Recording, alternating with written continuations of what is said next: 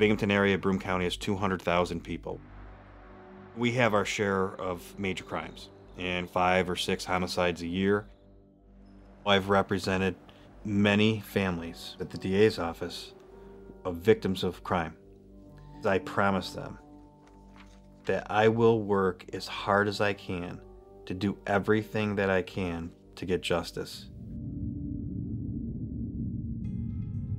Who was Haley Anderson? How would you describe her? Haley, is a typical college student. Everyone needs to try on my glasses. By everybody's account, a very sweet, fun, energetic person. Oh, you look so cute! I mostly remember her laugh. And just her presence. Look who I found! She was always the one who was the most sensitive and supportive friend ever.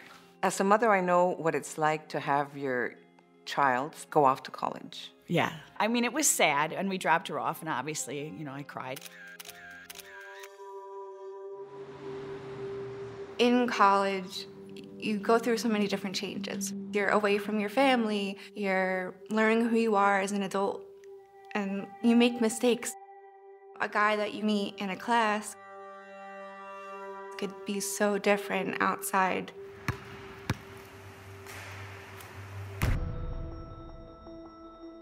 Tell me about Orlando. Orlando is charismatic, knows just how to push her buttons in the right playful way to get you to laugh and have fun with him. He definitely liked Haley. I'd say they were a good match just because they both were very good at having fun and kind of life's of the party. They both were very good at being social, having friends. They were both compassionate, understanding people. Haley and her roommates were spending some time together, drinking a little wine, playing some board games, and just kind of enjoying an evening. Stayed up pretty late. And when you woke up the next morning, did you look for Haley? Yeah, I texted her that morning. She didn't answer. I figured she was still asleep. She loves sleeping. Nobody really saw or heard from her the entire day. There were several attempts to contact her by phone, and she didn't return those calls, which they thought was peculiar, but it really didn't seem to be an issue. We weren't super worried at that point because, Haley's a big girl. We don't need to keep tabs on her. She had told me that she was gonna come watch me read poetry at poetry night that Thursday. And then she didn't show up, and we were all calling her, and she didn't answer. It was the next morning. We just were like, this doesn't make sense. When did you find out that both Haley and Orlando were missing? Friday, March 9th. The first thing I thought was maybe they had eloped.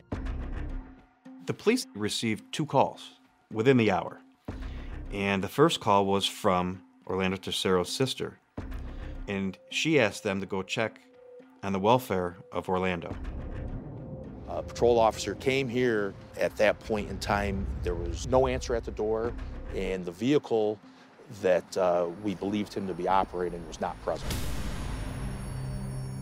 One of my roommates was just like, I've located her phone on Find My Friends, and it says it's at Orlando's house. Why did you decide to climb in the window? Because we were knocking on all the doors and no one was answering. Did you fear what you could find when you would go into the apartment? I was definitely afraid of what I would find. When Binghamton University student Haley Anderson first disappeared from her off-campus apartment, her close friend and roommate, Josie Arton, says she wasn't that alarmed. When I first didn't hear from her, I didn't think, oh, something terrible has happened. It was early March 2018, and back in Haley's hometown of Westbury, New York, her mother, Karen Anderson, didn't even know her 22-year-old daughter was missing. I didn't talk to her every day because she was like, Mom, can you call me every Sunday? I said, okay. Haley was always fiercely independent, says Karen. Oh, she's such a free spirit. She was a millennial hippie. The way she dressed, her hair, her personality, the way she was with her friends. She trusted everybody. She talked to everybody. Haley was a straight-A student at Binghamton University when she was accepted into their nursing program. It meant an extra year of school, but Haley didn't mind. In March 2018, graduation was just around the corner, and so was a nursing job back home. Karen was about to have her daughter close again. She had worked so hard and done so well, and I was going to give her a big party. She made up this really long list of everyone that she was going to invite. She's always wanted to be a nurse more than anything. For her, it was a chance to help other people. Kevin Ocampo, also a Binghamton student at the time, was Haley's on-again, off-again boyfriend. Did you love her? Yes, Did you think that you might end up together? definitely. But Haley made it clear, first, she needed to graduate and experience some real freedom. She always wanted to move to California, get a hippie van, be out on the road kinda, and like freelance and work as a nurse. And while still at school, Haley wanted to be free to date others. Orlando Tercero was born in Miami and grew up in Nicaragua. A good student from a well-to-do family, he was also in the nursing program. His dad was a physician, and I believe that Orlando got the drive to be a nurse through his father's career.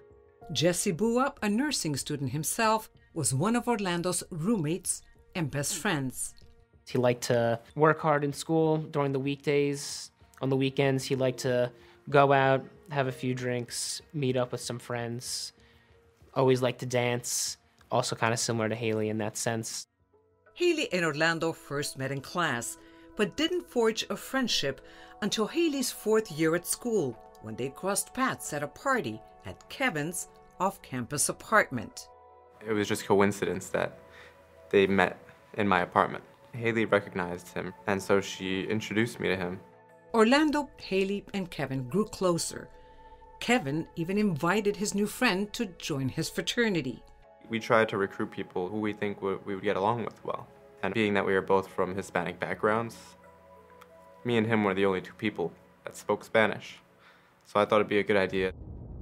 And for a while it was, until Kevin and Haley took one of their breaks and Orlando crossed the line in his friendship with Haley. They had some romantic times together, but Haley was very clear from the beginning that she didn't want to be in a committed relationship.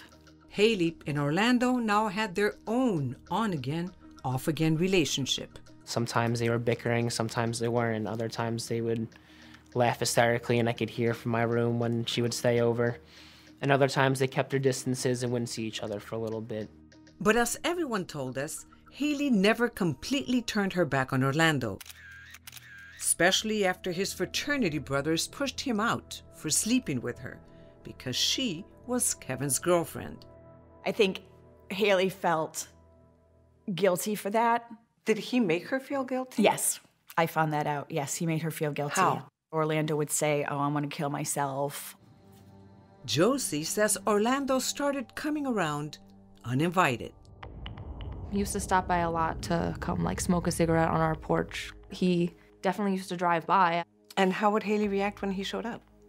Haley, usually I would deal with it for her. You did? Yeah, because it's hard for her to be like, to her friend, you need to leave, like this is not appropriate. So there were nights where I would have to go out and be like, Orlando, you need to leave, you can't just show up at our house. Why do you think he did that? Because he was jealous. He just didn't want to see someone else over there. You think Orlando was obsessed with Haley? Yeah, for sure. He was clearly weirdly possessive of Haley, who wasn't his girlfriend. He definitely liked Haley. He definitely seemed like he wanted it to be a little bit more than just an on and off fling. Then there was this big red flag. Slashed every single one. Haley posted this Snapchat video announcing the tires on her car had been slashed. Her childhood friend, Sydney Matuzak, was a few hundred miles away when she saw the post and saved it. I just like, what